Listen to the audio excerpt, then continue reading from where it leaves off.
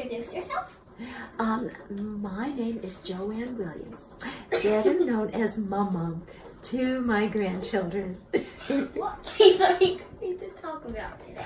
I'm going to talk about the Appalachian Mountains in and around Boone, North Carolina. How long did you live in Boone?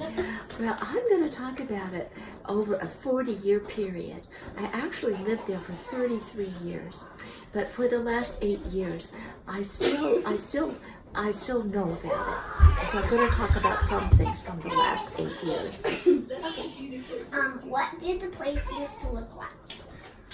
I have several little stories to tell you today, so we'll take them one by one, okay? Okay. What is your first story? Okay, my first story is about the Price Lake Trail. Price Lake is there's a trail around the lake that's 2 miles long, and there was a waterway, a creek that ran through it.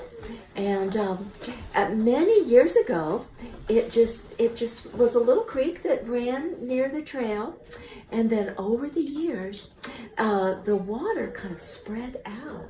So instead of being a little creek, it was a kind of a big swamp. And so the Park Service had to build a long boardwalk so people could still walk around that trail and not get their feet wet in the swamp. Cool. What is your second story? My second one is about Bass Lake. And Bass Lake is a very popular trail. People like to walk around this lovely lake. It's about 1 mile. And in all the years I have been walking around that lake, it stayed pretty much the same.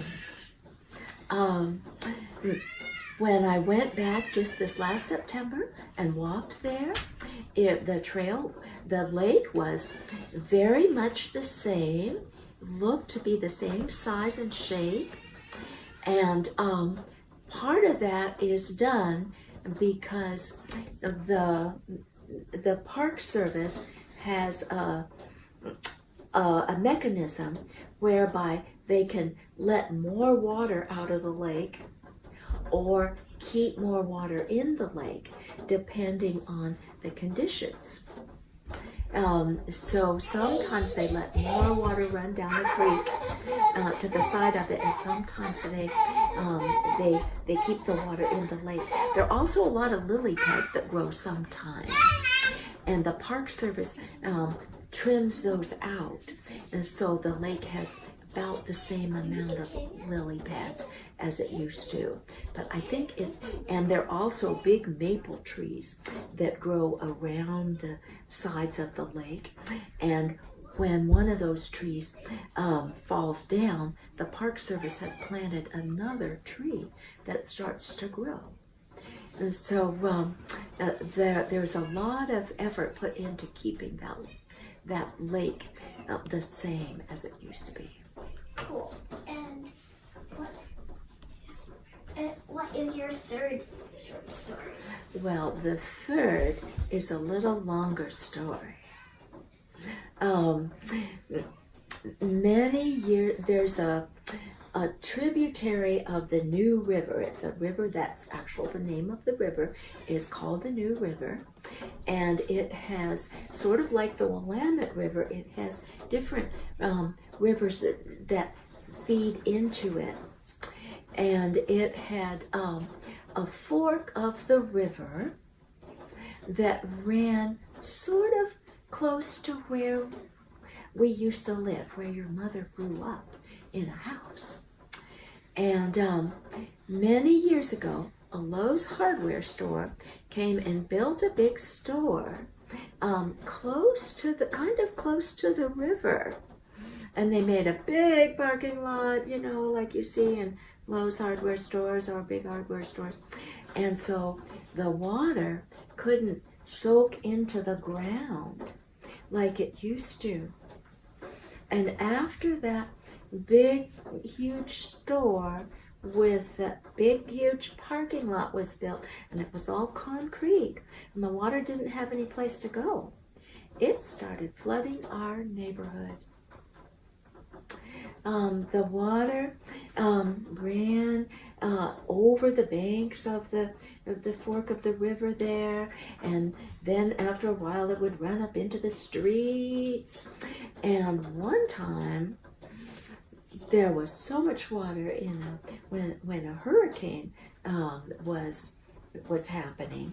There was so much water that our whole neighborhood flooded, and some people had to ride in boats out of the neighborhood. We didn't. We stayed in our attic. But anyway, the whole neighborhood looked like a lake instead of a neighborhood. And we were the second to the last family that they were going to take out in the boat. And we watched our neighbors. We watched out the attic window. We watched our neighbors get soaked in the rain and walk out to the boat and everything. And the water was actually starting to recede by that time. So we said, no, thank you. And we just got down and tore the carpet out of my house and went to the store and got a big heater and dried out the subflooring. That's what's under your floor, called subflooring. We dried it out and bought a new pretty green carpet and put it right back in. The town applied to the Federal Emergency Management to buy our houses and move the houses from where they were, where we lived in them, to another place. So they had to pay to move. They took all these houses on big trucks and lifted them up and moved them to somewhere else in town. And then they paid us they paid us for those houses so we could go and live someplace else, all the people in that neighborhood. And now that land they made a law that nobody can live overnight in that area anymore. But people can go there during the day.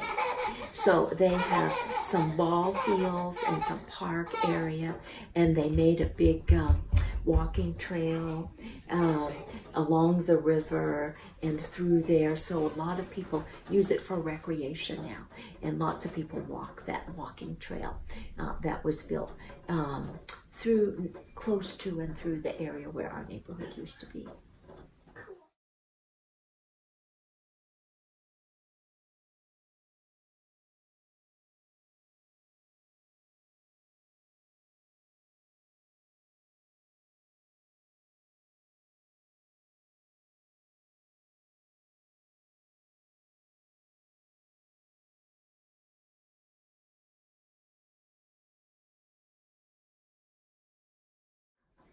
How did Boone change in the past 40 years?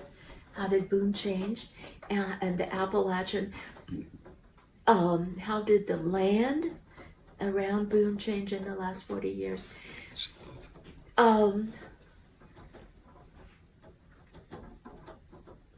In some places it stayed very much the same. I would say in the mountain regions around the town have stayed very much the same. Sometimes with the help of humans,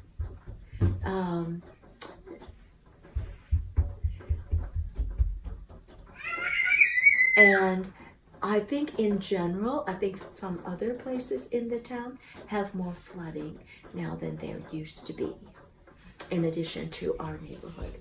So I think that the town has more flooding than it used to. Cool. What activities did you used to do?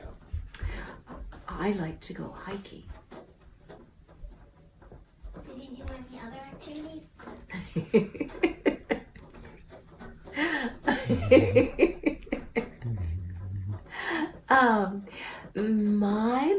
My main thing, and as it relates to the land, was hiking. However, I like to do a lot of gardening, and I had gardens in various places over those years, and it was a pretty good place to grow a garden there. It had a pretty good growing season from about May until October, and pretty good soil there. And lots of people like to grow gardens there. It's a good place for farming and gardening. Thank you for being my interviewee. Well, thank you for interviewing me. It was a pleasure.